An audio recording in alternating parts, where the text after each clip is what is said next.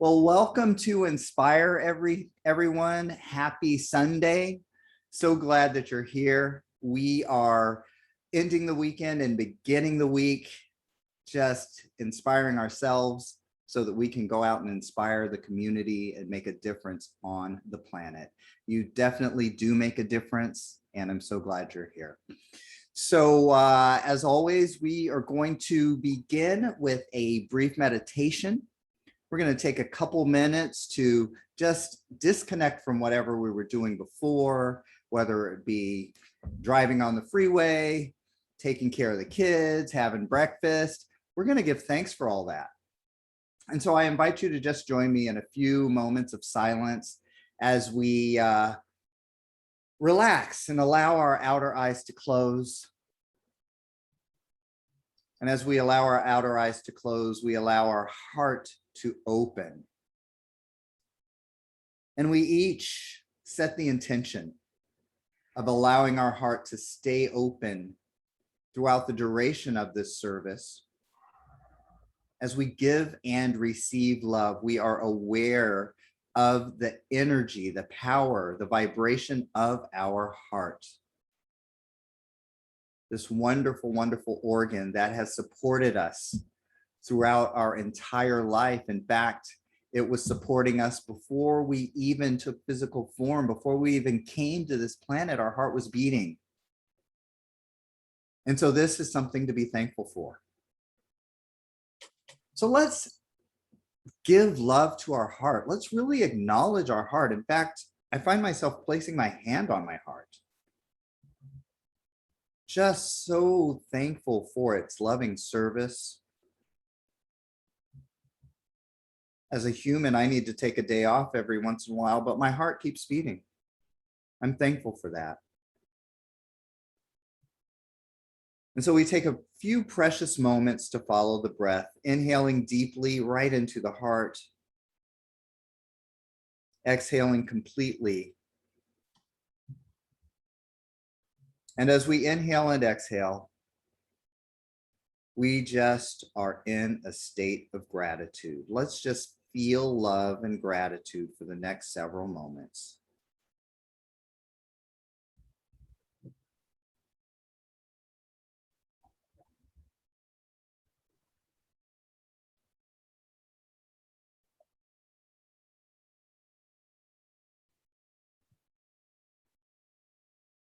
And as we follow the breath and as we're aware of the heart, I can't help but be in awe of this wonderful, wonderful organ, the way that it serves us.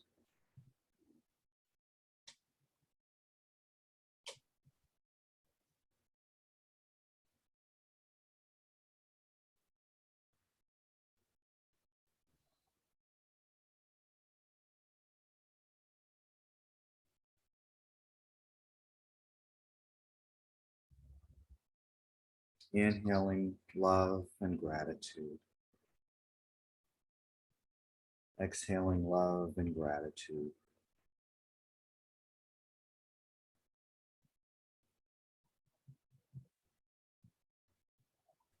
If I ever forget how well I am supported, I get to remember that my heart has supported me before I even physically touched this planet.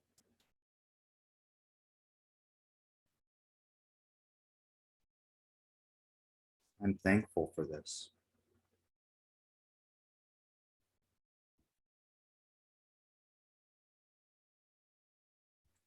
Love and gratitude.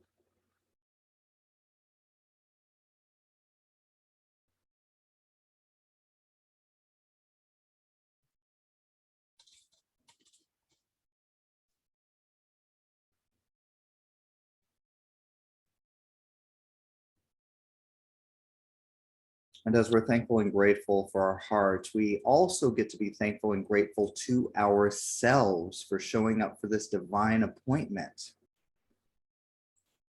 And so just following the natural rhythm of your breathing as you inhale, just hear the words in your mind, thank you.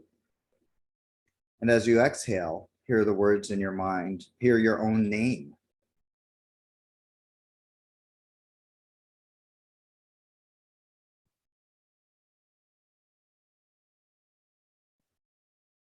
Inhaling, thank you, and exhaling with your own name.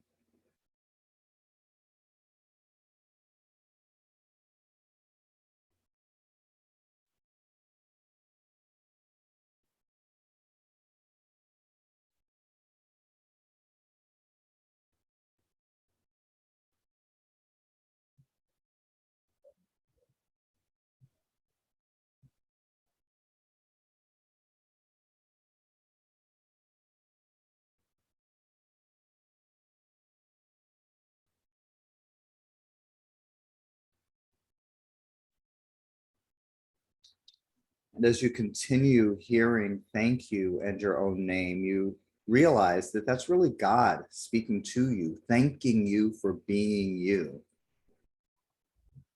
Let's sit with that for a couple of moments. God is thanking me. Wow.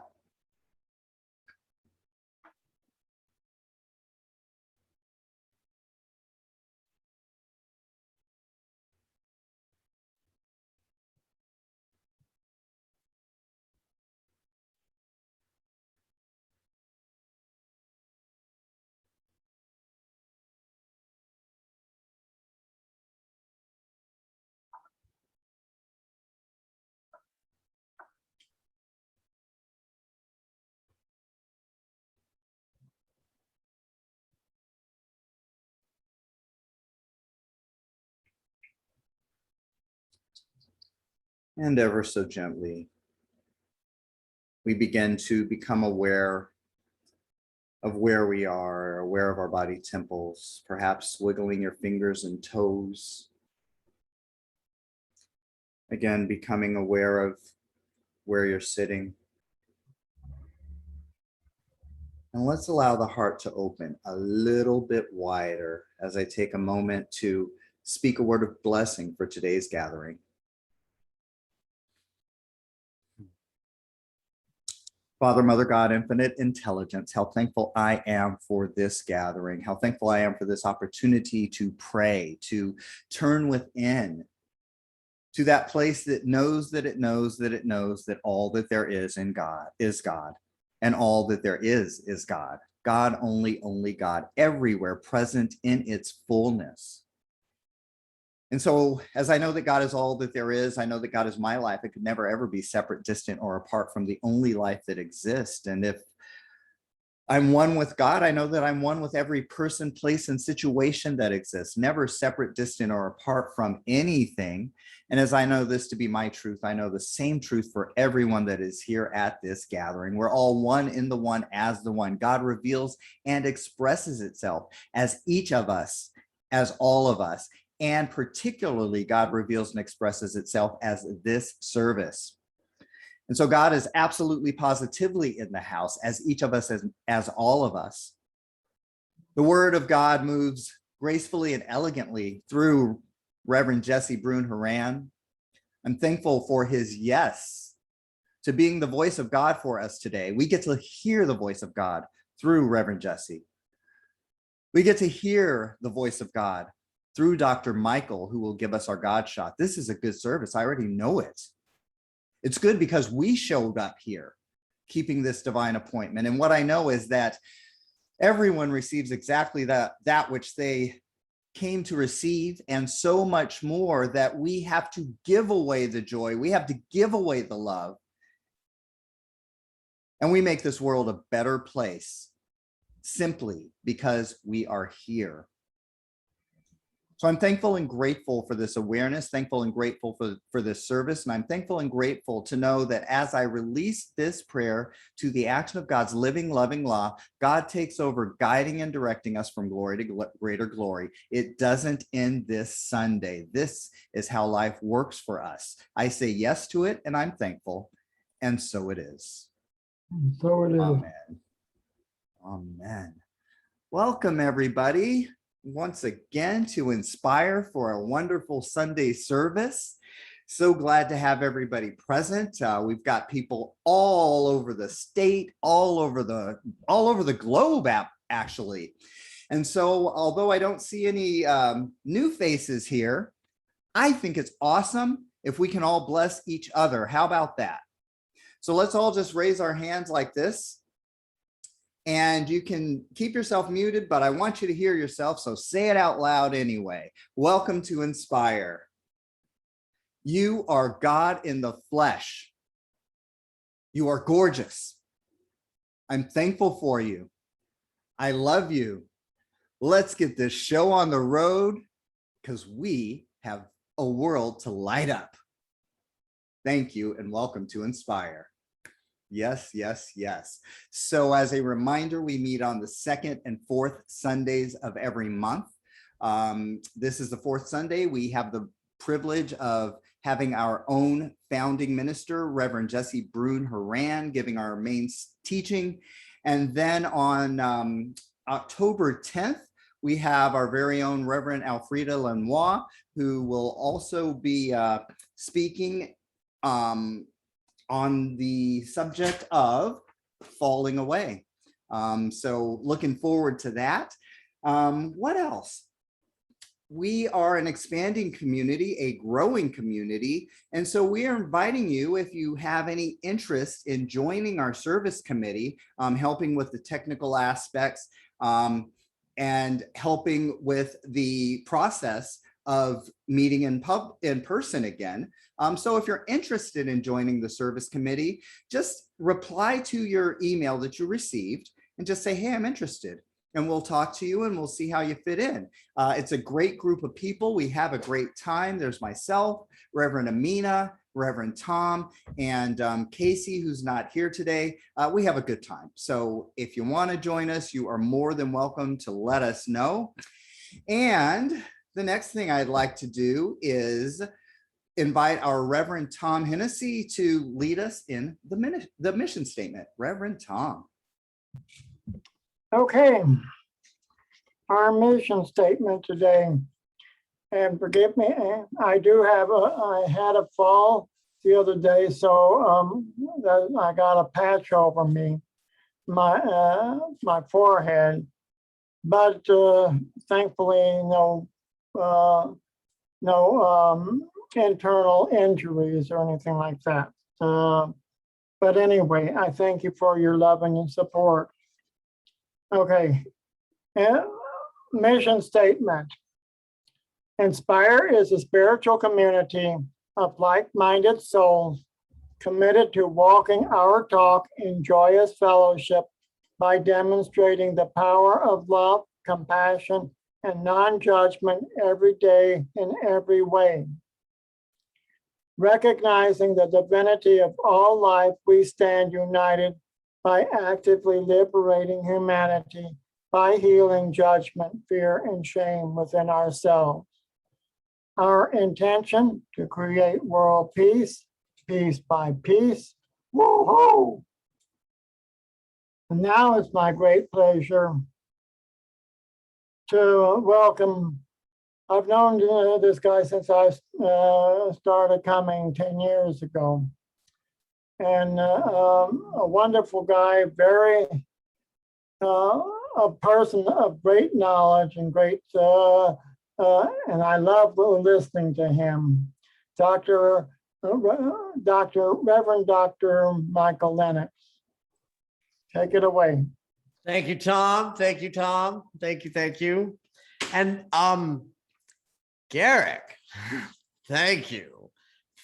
Thank you. I got to just tell you that however I felt sitting here before and my readiness to do this, I just want you to know that it went from I'm ready to do my little talk to feeling like I'm part of something powerful where I am an individualized expression of the God that's gathering in this service. Thank you for that.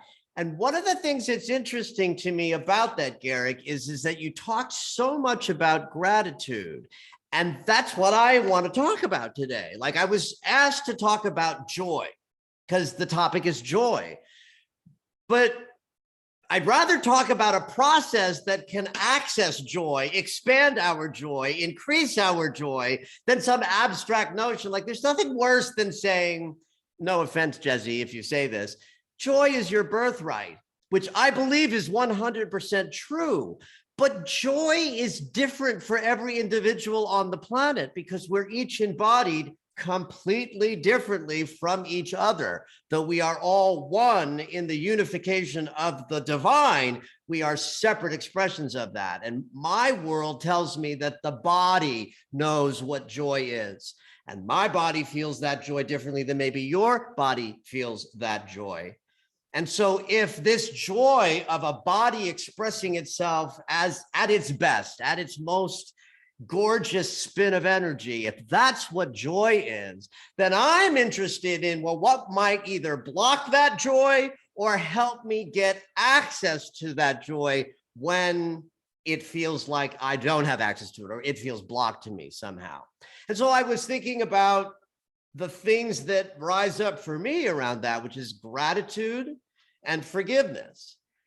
These are practices that add to our experience of joy. And I wanted to talk about gratitude in particular, because it's something I think a lot about and have had an interesting relationship to it from the moment I was introduced to the tool of gratitude as a practice. So let me start with the idea of, like, what do I know about what gratitude is? So here's what I know about what gratitude is.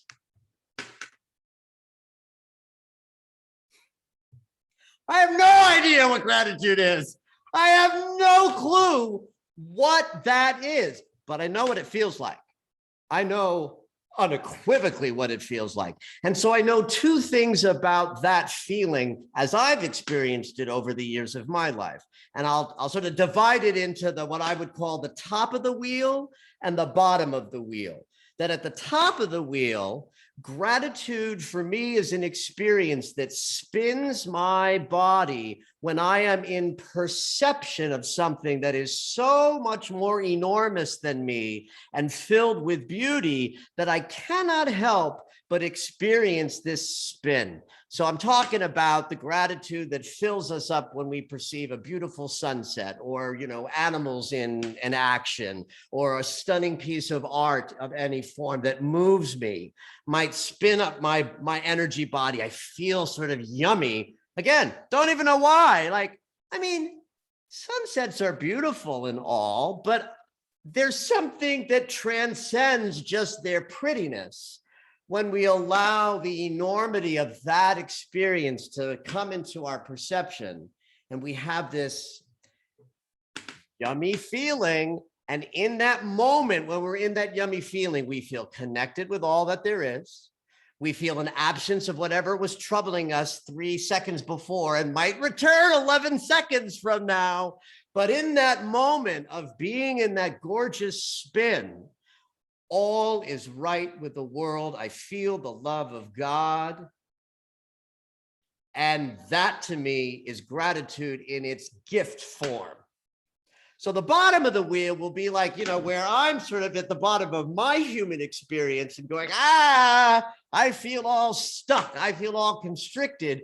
What might I do to unstick me and give myself a little freedom and movement? So when I was about 23 years old, I was in a group, a consciousness experience, and someone suggested the tool of a gratitude list. Like, great idea. Write out 10 things you're grateful for. 45 minutes, maybe, an hour. And it was torture to come up with 10 things, because I was 23 and everything seemed awful. And I had to fight through, what am I grateful for, right? But you want to know something? It worked. It worked at the level of the joy that I was ready to receive at 23. And that was good enough for then, because it started the path of busting open the sort of constrictions to my body that came from how I was raised and the trauma of my childhood. And I come from trauma, so that's my story. And so those little moments in the beginning of the process where gratitude was like a slog was an introduction to something that in my life I would watch sort of expand in a bell curve, right? That as I grew in age and wisdom, I found that gratitude at the bottom of the wheel became something that I could have a spin experience almost as powerful as the sunset or the beautiful moon or the animals playing in the yard, because I had practiced it. It was a muscle. It is a muscle because it is passive to say, I feel like shit, I hate my life, this sucks, and not pick up any tools to have a shift happen. But one of the first things you can do when you want to bust that up is start with what is. And what is over here, it's like life sucks and I hate everything that's happening. But maybe over here are the 10 things that you can feel grateful for if you sit down and focus on them. You know, and I know that the people who are sitting in this room aren't like I was at 23, or much more like we all are now, which is like, you want me to talk about what I'm grateful for? How long do you have? And watch me go. Well, there's this and up, my health, my body, my thing, my jewelry, my hair, you know, my house, my neighbors, on and on and on and on, because I've practiced that muscle. And so what's happened over the years is that top of the wheel experience where I'm overwhelmed with gratitude because some stunning thing comes into my vintage and lights me up, or the gratitude that I cultivate through my practice is starting to get closer and closer and closer and closer. So now the bottom of the wheel is not so joyless because I know how to attract and expand my own experience of joy through the practice of gratitude for everything that already is. So have at it, everybody. Thank you.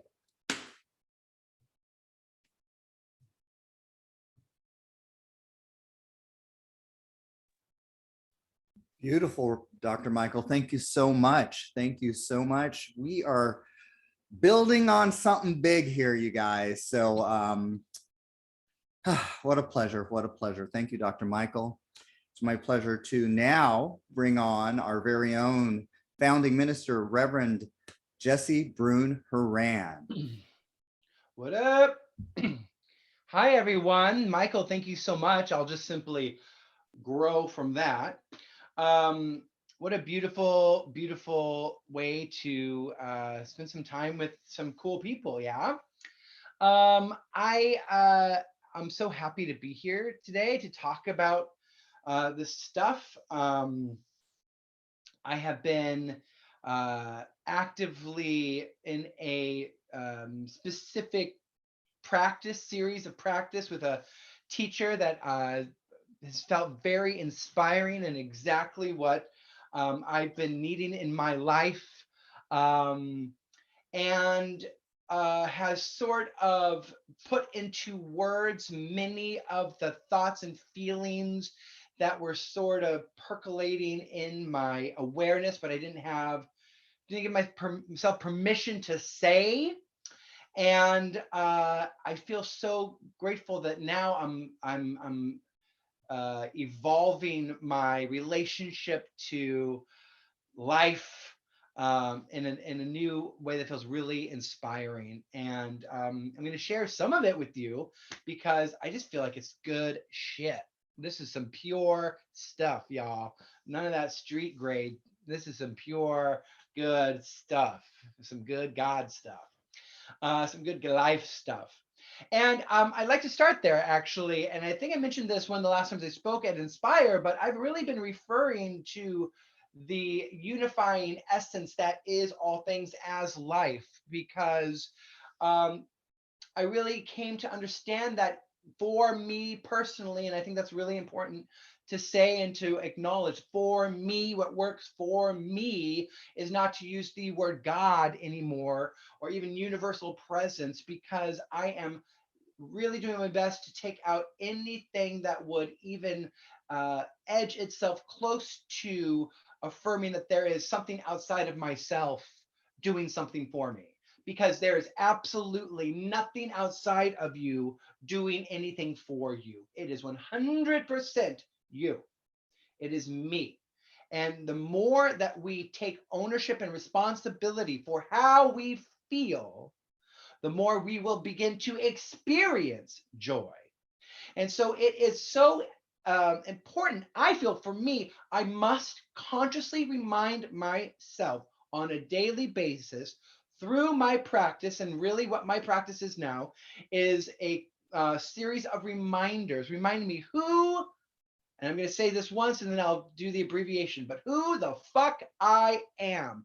I am worthy as F. And I use the swear word specifically to ground me down to the earth and take me out of the airy fairiness that really never served me all that well. Because I realized, oh, you can't say that. Oh, that's a bad word. Oh, people aren't going to be able to resonate with that. And that it was always my downfall as a spiritual teacher, was worrying about what the people will feel, how they will respond to it, how they will receive it. How someone receives anything I say is none of my business. And specifically in this LGBTQ plus community, where we are hyper aware of creating a safe space so everyone feels welcome, there is a line that we have to be conscious of about not going into codependency. Because here's the deal: if you're doing your job right as a spiritual community, there will be times when people feel triggered. It's sort of the purpose of it. Because if you're not triggered, that means you're not coming up against your growing edge. When we come up against our growing edge, it is natural for fear to arise because we're going into the unknown, and that's okay. It's in our willingness to be courageous enough to move through the fear that we actually get to expand. And God in itself, life itself, is expansion. So it was really free for me to be like, you know what? I set everyone free. I no longer am responsible for how anyone else feels.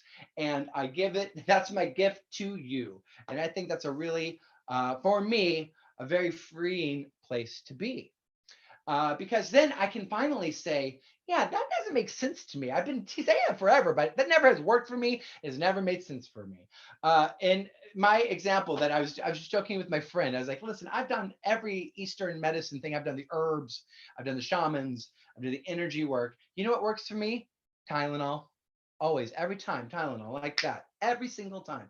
Do you know how many times I've been on someone's table to leave and just be like, thank you so much for this beautiful energy exchange, only to leave being like, oh, I don't feel any better. This was weird. I mean, did it work? I don't know. I mean, something wrong with me? What's wrong with me that I can't receive these sacred blessings from these energy workers? What is wrong with me? I was like, you know what? I'll just go to the doctor. I'll just get a prescription. It's fine. It's cool. You know what? If God can work through that shaman, God can work through Dr. Smith as well. It's all good, you know?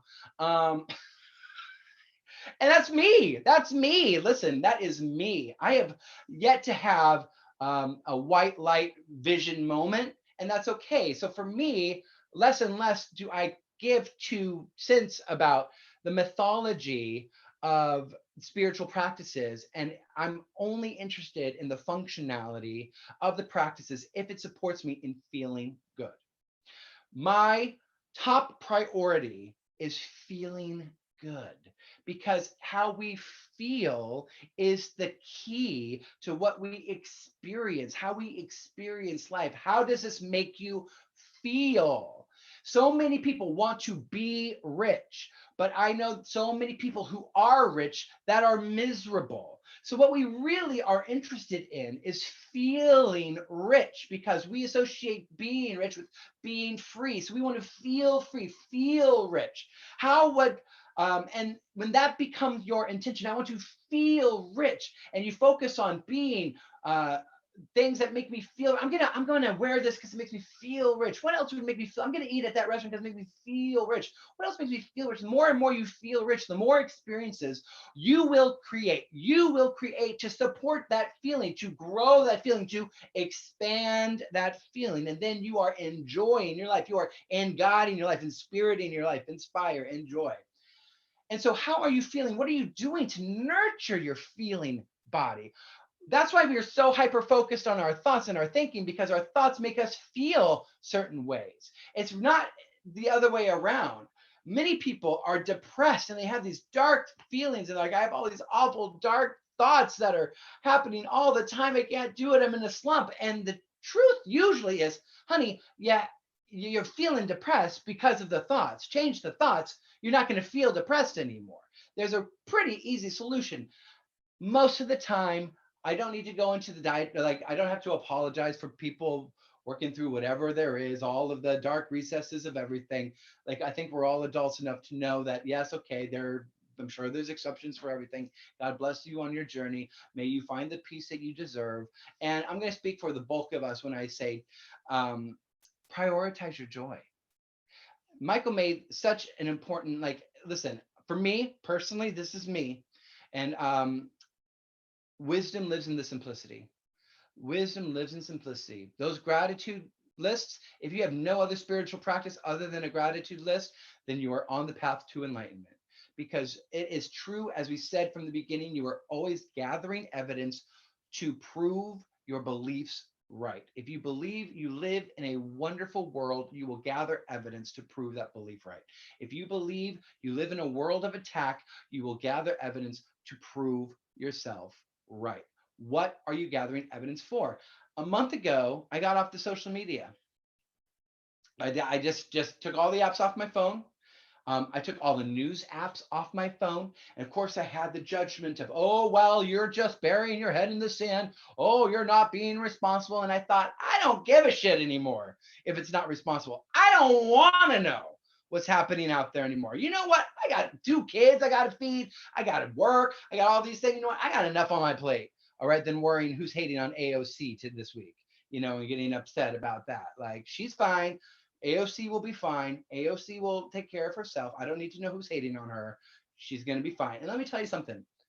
Do you know, like, the avalanche of like crazy shit, like the emotional like wave of stuff that came out of me 2 weeks into not being on social media, because I realized, oh, well, that was a super easy way just to numb it out. It was a super easy way to focus on other people. And it was this way that I kept myself feeling just a little upset, because you cannot get on social media and not compare yourself to other people or go into judgment about others as well. That's what it is designed to do, or make you feel that you are missing something or lacking something with the barrage of ads. So I'm like kind of like in awe of how simple that was. And the story I told myself about how I mean, I can't do that. I can't be, will I exist if I'm not on social media? The answer is yes. And your existence is actually very pleasant. So it really is a valuable practice, so should you so choose to participate in just cleansing your mind, cleansing your energy field of all the garbage that we can pick up. Become 100% committed to treating that as a top priority, being aware of what am I letting in, because what I let in stays. The residue of it stays. I heard this fabulous story about Maya Angelou. And it was on one of her interviews on Oprah. They talked about this, and Oprah was there. She goes, "I've seen her do this. It's true. But if you were in Dr. Angelou's house and she heard you say something negative or talk negatively about somebody else, she would hand you your coat and your keys and have you leave. There's no second chances. There's just no, you leave. You're not allowed to be here right now." Because she believed that everything was energy. She goes, this floor is energy. These walls are energy. And I'm being very mindful of the energy that is in this home. And we do not let that energy in here. So you may leave. And when you shift your energy, you may come back at another time. And I was like, well, that's brilliant. So I began to just prioritize like, what am I putting out there and where am I going into? I started blessing everything. I would bless the sidewalk I'm walking. I bless this with love. I bless my work. I bless with love. Let me tell you something. When I started blessing my work with love, no shit, I am not joking you, I increased my sales at my work by $20,000 in a month by just blessing that place. And I know it's all about that, because I realized it's like, well, who doesn't want to spend time with me?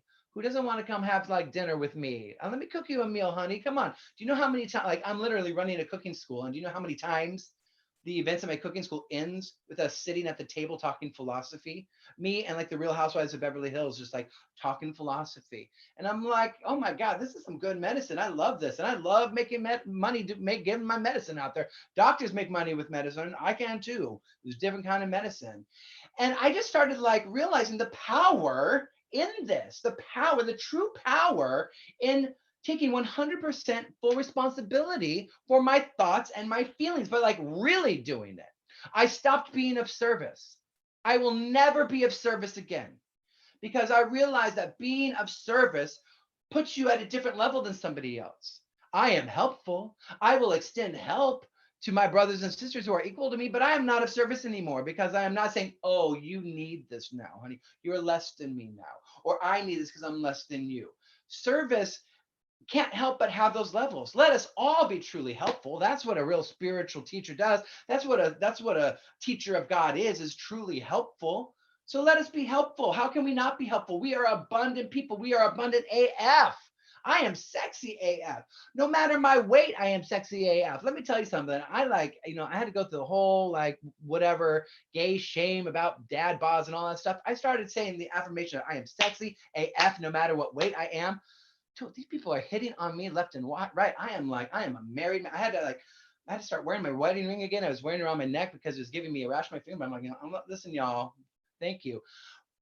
But I also make it playful because what we focus on is what we create. So I'm like, I am sick and tired of all these people hitting on me. Oh my God, can I please just go to work in peace? All these people are hitting on me left and right. I'm so sick of it. And it's fun and it's playful, but like, think about all the times when you think of all the things that you don't want, that you're sick of, that you just get more and more of because you're focused on it. What we place our attention on expands. It's law. And that's what's important to remember. We are dealing with spiritual law, the law of cause and effect. You don't law is law. You don't jump off a building hoping that the law of gravity isn't going to work today. Whether you are 1 pound or you are 250 pounds, gravity is going to work. It's a law. So spiritual law is the same. What you think about, what you feel about, you will bring about, you will create. It is law. So why not prioritize how you feel? Why would we not, knowing this, why would we not place our top priority around what we are thinking about, what we let into our awareness, because we know they're leaving seeds, the residue. Let us all be Maya Angelou. And when someone is talking shit in our presence, be not, thank you, here is your coat. Here are your keys. This space right here, this is sacred space. I only allow positive energy up in this space. Thank you very much. When you shift your energy, you may come back into this orb, and you can just say that by removing yourself. You don't have to be all high and mighty. But that's the other thing I really recognized about many spiritual communities, and oftentimes about my own spiritual practice, is the residue of religious shame and guilt and judgment that has seeped its way into so many of these practices. You're doing it wrong. This is the right way. This is better. Oh, I can't be like this. Oh, what is a spiritual? That's not spiritual of me. What would a spiritual person do? I was so concerned about being the loving spiritual person that I completely denied my common sense, which is one of the most spiritual, fabulous, wonderful gifts we all have, our intuition. Because I was like, well, and so what I did is I allowed unhealthy people to be in relationship with me far longer than they needed to be, until I finally was like, you know what? This is a crazy person. I get it. Child of God. We're all children of God. This person is acting like a crazy person, and I need to create space between myself and this person because I don't like them in my area.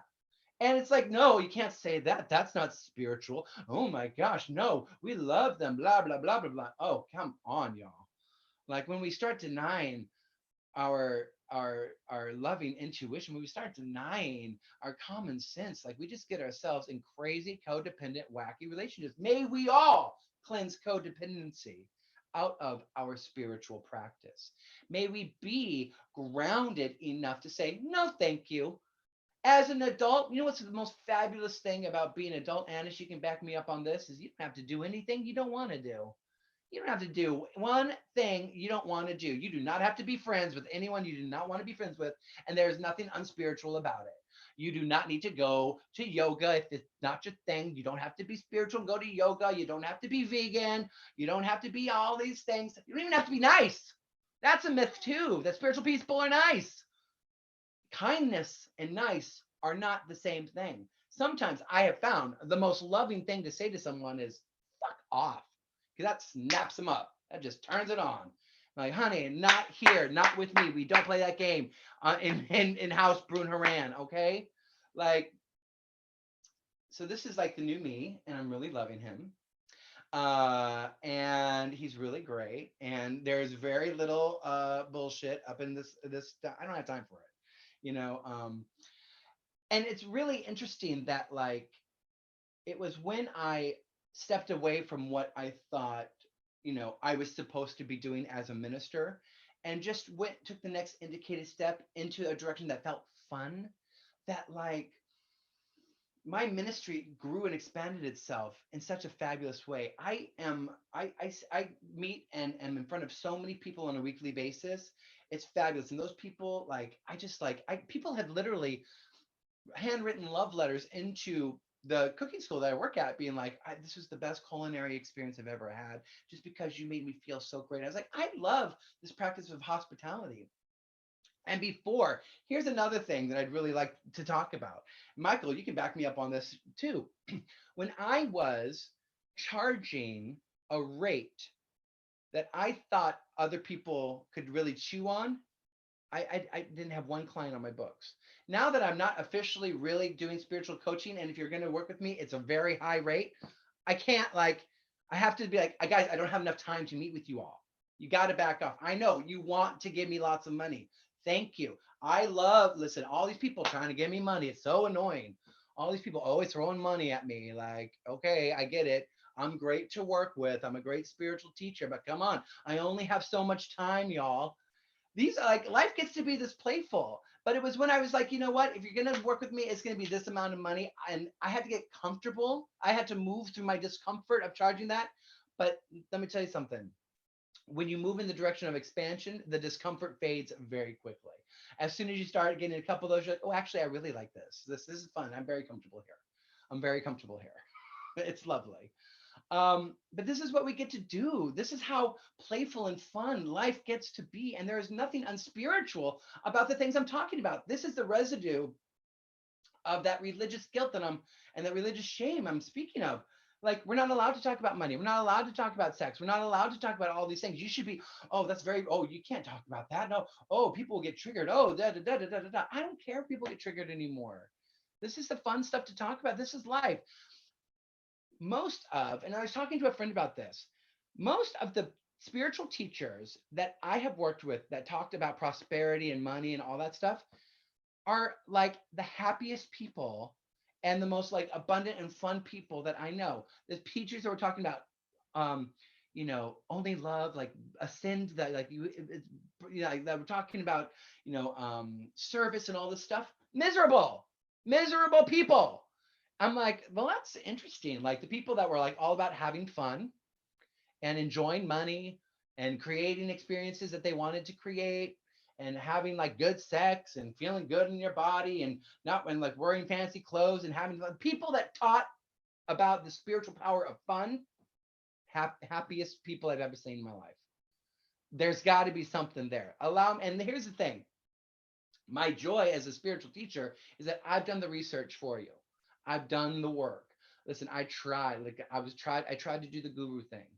I did. I tried to do the guru thing. I was like, oh no, it's just about, like not about that. It's about let's create, everyone needs to feel safe. I'm going to do my best for that. I'm going to watch what I say so other people feel comfortable. I did all of that for you all. It's not a lot of fun. I've done the research for you. Okay.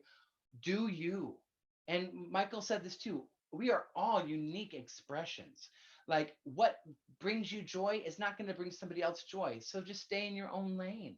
You don't have to share anything with anybody. You don't have to do any of that. You just get to be you. How does it feel? And here's the other little trick to it. Release your grip on what you think needs to be in place to allow you to feel that way. So that's why I say I'd like to feel rich. I've never had $1 million in my bank. And that might be the worst thing that I've ever had in my life. I don't know, but I want to feel what I believe it feels like to have that. That's what I'd like to feel like. And if it manifests as that, so be it. But if it doesn't, who gives a shit? I feel rich. I want to feel sexy. I want to feel those things. But the truth is, like, I might be miserable having a modeling contract. I don't know, I might be miserable, like, I don't know. So it's the people that are so like rigid, like it has to manifest this way. I'm going to force myself to manifest a life that looks exactly like this. So often I've seen them manifest it and they're miserable, or they get stuck in that because they don't know, they've been so committed to this that they don't know how to grow and expand that. So yes, have goals, have specific goals, fine. Be fun with them. Allow the goals to grow. Allow yourself to move in the direction that feels good. When it doesn't feel good, be like mindful. Like, is this a growing experience? Is this an opportunity to expand, or is this not for me? And it's okay for it not to be for you. But again, it all comes down to, how are you feeling in the journey? How are you feeling? How is this the journey of manifesting? You're all master manifestors. Nobody has to get better at manifesting, not one person. You are all master manifestors. You are creative geniuses. Just ask yourselves, well, is this the shit I want to create? Or am I interested in creating something else? The wonderful thing about being in a situation that you do not like is that now you have contrast. Oh, I don't like this. Thank you. Thank you. I'm so glad I manifested this, because I'm clear I don't like this. So what is it that I'm interested in manifesting? Forgiveness, as Michael mentioned too, is powerful, because then you're taking full responsibility. Once you release the hostages, once no one else is responsible for your peace of mind, no one else is responsible for making you feel peaceful, no one else is responsible for you feeling good. Once you release those hostages, and think about who you've taken hostage, who needs to be acting a certain way so you can feel good? Who needs to be acting a certain way so you can be happy? When you really look at that and you set those people free through the practice of forgiveness, then you're really cooking with gas. Then the world is your oyster. There's all these books now about the art of not giving an F, a given a bleep. It's a simple idea, but it's profound, because once you just do what you'd like to do for you, then I don't want to say miracles, because even miracles have that airy fairy connotation. It's not miracles. You're working with spiritual law. Once you allow yourself to move in the direction of joy, once you prioritize joy, and you're mindful of your thoughts. That's all our spiritual practice is aligning our thinking, our thoughts, clearing our mind so that we can align with our loving heart, and then create and manifest the life of our dreams, and be prepared to experience your life of your dreams as something that you never even thought of. Because so often the life of our dreams is nothing that we expected it to be. Because oftentimes we don't even know what is going to support us in feeling joyful, and it will change. That's what's an adventure about it, is we just got to get out of and that's why social media can be so toxic, is that you can't not compare yourself to other people. And then we start to develop this narratives of like, oh, I need that to be joyful. That person has, and they're happy, so I need that. But that person's joy is completely different than yours. We don't know. You just don't know. So it is a courageous act, because oftentimes you're going into uncharted territory, because you often are uncharted territory. We haven't allowed ourselves to get off of the map that somebody else created for us, the trajectory that somebody else told us we needed to be on to be happy. Well, I mean, in the LGBTQ plus community and allies, I don't have to tell you the havoc that repression wreaks on people. I mean, sexual repression is the cause of so much violence in this world, because people were told they're not allowed to feel a certain way or like a certain thing. The freedom of just being like, I get to like whatever I'd like to like, and there's no shame in it. I mean, that's powerful. That's really powerful. Whatever you do you, boo. Like, whatever brings you joy, do it. There is I've been so many of my friends' kids that I'm observing are coming out as gender fluid. So many gender fluid. And what I'm grateful for the most part, is that the reaction that my friends are having is like, okay. It's like, yeah, That's fucking amazing that they ask you, okay, what do you want for dinner, honey? Okay, yeah, I'll call you whatever pronoun you want, babe. What do you want? What's next? Like, it's not a thing. Like, that is miraculous because there's no seeds of shame, no seeds of, oh, there's something wrong with this. Oh, we need to get you a therapist right away. Oh, we got to blah, blah, blah, blah, blah. There's none of that there. And now these kids get to have the freedom of just expressing themselves however they feel like they'd like to express themselves. They're just following the path of joy. They don't know they're not allowed to follow the path of joy yet because we haven't told them that there's something wrong with your joy. There's something wrong with what brings you joy. So when we can be evolved enough to understand that everyone's path is unique unto themselves, that there is so much uncharted territory within ourselves that we can give each other people the freedom to have their own adventures, then we can fucking live in harmony with one another. Oh my God. Can you imagine? The answer is yes, we can, because we're having the conversation now. So if something in your spiritual practice doesn't work for you, if something doesn't even make sense, like I've been contemplating A Course in Miracles a lot, which I'm not super like into these days, but like, because there's like this, there's one of like the phrases of like, into eternity where all is one, crept a tiny mad idea in which the Son of God forgot to laugh. And this is where our world was created. I was like, what the fuck does that even mean? Like, when I really have to think about like, what is that? This makes me feel really stupid. I mean, because I'm not getting something. I'm trying to contemplate it. And there's like, you know what? Leave it for somebody else to chew on. Like, let someone else like that gets off on that, get off on that. I'm just gonna like write my gratitude list because that's what works for me. I'm gonna write like, one of my favorite lists is I write at the top what people say to me all the time. And then I just write things that I like to hear. And here's the thing. If you do that practice, you write at the top of a piece of paper what people say to me all the time, and then write the phrases that you like to hear, that you're open to hearing, that you're ready to be hearing about yourself. Guess what starts to happen?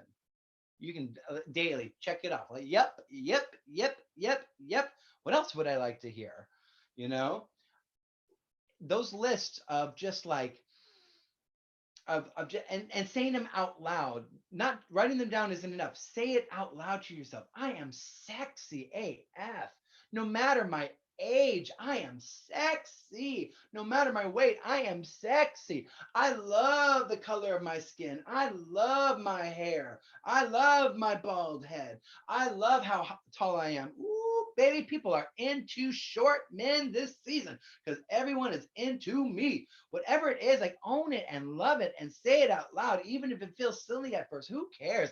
I love money. I love when people give me money. Thank you, God, for all these people who are giving me money. I am so, thank you, God. Thank you, Jesse, for being the person you are to attract and create this magnificence. Like, just have fun with it. We are allowed to have fun. Think of how free kids are until we take their freedom away from them by implanting ideas that begin to build a prison around them and around their creativity. Let's not do that to them, because we don't have to. And let's free ourselves from the prison that we put ourselves in by forgetting to question the beliefs that other people put in our mind. Just because you think it does not mean it's real. So you get to ask yourself, what would I like to think? I'm going to leave you with a little exercise that I've been doing, and it is so much fun. So much fun. So when you create a goal, and oftentimes we won't go towards a goal or an aspiration because we're like, well, how's that going to happen? I mean, and then we just start to, make a real defense for our limitations. Does anyone else ever do that? Really create a defense for your limitation? Well, it can't happen now because of that, or I can't have that right now because of that. And you just start to argue for your limitations. This is a lot of fun. Let's end that. I don't listen to people's arguments for their limitations anymore. When they try to come at me and give me every excuse why they can't be happy in this moment, I'm like, I give them their keys and their coat, and I just Maya Angelou their ass. All right, you're about to get Maya Angelou. You better watch out to argue for your limitations. I don't want to hear it. I don't want to hear it anymore. You can do anything. It's up to you. So don't come with me to your limitations. So if you have a goal and you think, well, I don't know how that's going to happen, fabulous. How is none of your business. But here's what you can do. And this is the really fun exercise. Think of somebody either in your life or like a celebrity of some kind that you could be like, oh man, they can get anything done. They do so much. They can do anything. And then you allow that to be the creative aspect of the universe that is working in your favor, working for you to bring whatever the experience, whatever, take care of all the details that need to be taken care of so you can enjoy whatever it is that you're holding the space for. So for me, it's Reese Witherspoon.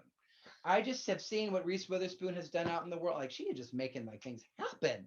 Like, she is a like crazy little white lady that makes things happen. She thought there weren't enough scripts for ladies, so she started her own company, started buying scripts, started producing them, started making gajillions of dollars, winning all these awards, because she's like, I thought to myself, well, why don't you do it? So I did. And so I was like, oh, you know what? Any problem I have, Reese Witherspoon can figure out for me. So now Reese Witherspoon is now my official employee. So if ever there's a goal I have, I'm like, well, I don't know how that's going to happen. All right, Reese, here's your to-do list for the day. I need 250K by the end of the year. I don't really care how it comes to me. I'll let you take care of those details. I'm going to go about having a great day today. So think of someone in your life or some other person bigger than that, that you could just start assigning tasks to. And all the things that you have no idea how they're going to happen, just give them to that. Maybe it's Brene Brown. Maybe it's Oprah Winfrey. Maybe your person is, I have a friend, Allison, that is like the most type A OCD person I've ever met in my life. But man, she gets shit done. So like sometimes I'm like, okay, Reese is a little busy. Allison, you take this one. But let me tell you, they get stuff done. So make your journey as playful as you can. Make joy your top priority. And next month, we're going to talk about what falls away. What's fabulous is you don't have to go looking for your limitations anymore. It's a wonderful thing. Once you start going in the direction of your desire, anything that needs to be addressed to allow you to grow to the person that can be open to that will present itself. You don't have to go looking for it. That's a really great thing. And what's also great is the more you just focus on what you're interested in, a lot of the stuff, a lot of the limitations, a lot of the walls that you've created dissolve by themselves without you even knowing it. So you can release things known and unknown that no longer serve you. In fact, let us finish with a blessing that we will just affirm that itself. So join me, if you would, by just taking a few breaths, remembering that we quiet our minds through meditation, through our practice, so that we can consciously align ourselves with our greatest good, with that will bring us all the joy, allow us to receive and create all the joy we are entitled to, which is infinite. So we just offer up anything known and unknown that might be in our way, that might prevent us from receiving the good that is ours to receive now. All of the past trauma, the beliefs, the experiences, the resentments, anything that's cluttering our space, we let it go. Now we just flush it. We don't have to go through it one by one. We're just flushing it. It is gone.